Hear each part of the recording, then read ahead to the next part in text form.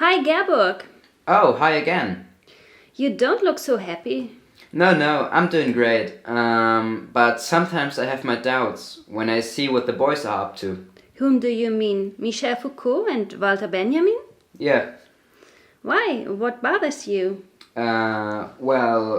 when they suddenly get close and stuff. So? That's all well and good, and I don't want to interfere too much, but it has very little to do with the life of puppets. I guess that wasn't their point. Michel and Walter were only talking about the similarities between historical materialism and the history of the present. But that's connected to the puppet question, because only if the dead continue to be among the living can something emerge that with Foucault is called history of the present. That's exactly why we're here as puppets, why we're doing all this. But that's also how Michel himself described it, similar to Gilles Deleuze, by the way, when he ties the puppet theater to the relation between repetition and difference.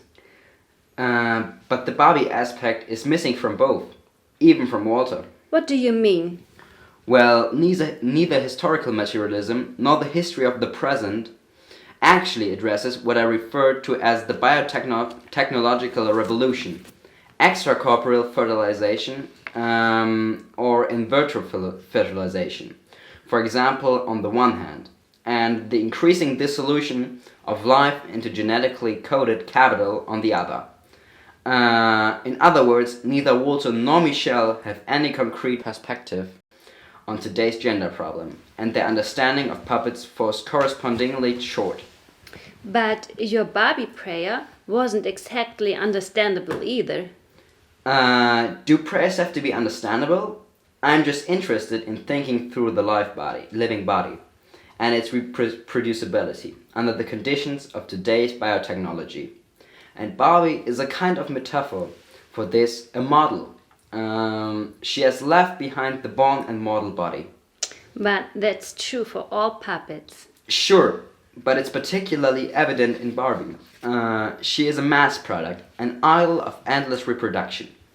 She won't be eaten away by bacteria or viruses, because her surface is smooth and dense. And she will not be exploited, for she has no organs. It seems sooner or later all of you humans will be like this. Sounds exaggerated to me. Actually, like Michel, I believe that puppets spring from the modern imagination, the space between the book and the lamp, as he says. I argue that puppets stem from the laboratory, from the intersection of machines and science. Before the laboratory existed, there was the problem of incarnation, the incorporation of the divine word in a redeemer.